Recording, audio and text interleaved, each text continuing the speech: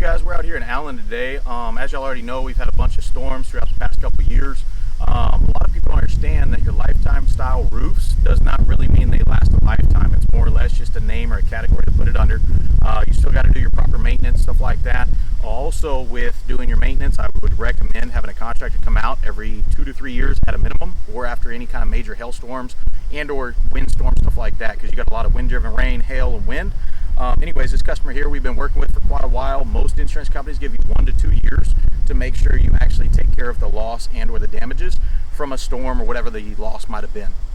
So this roof here actually is now a architectural shingle. So now it's a lot better than what it used to be. Now it's rated up to 130 mile-an-hour winds. Same thing with the ridge cap, stuff like that. We used good ridge shingles here. It looks like a normal 3-tab shingle, but it is actually a ridge and hip shingle. Before we met our client here, his roof actually used to look like the neighbors right here.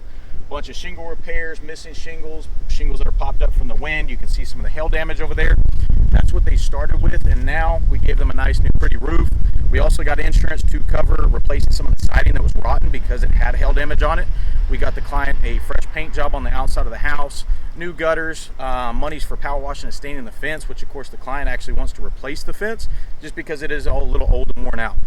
Things like that, that's the reason we have insurance due to a storm loss, and of course making sure that they properly pay for any of the damages associated to that. That's kind of what we help you with.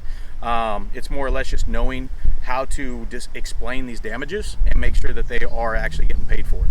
Other than that, we're getting the roof knocked out. We got a couple guys down here getting the garage door with a fresh coat of paint on it because there were some shingle marks, stuff like that on there.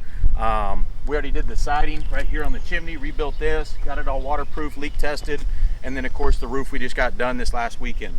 So other than that, if y'all have questions, stuff like that, feel free to reach out to us.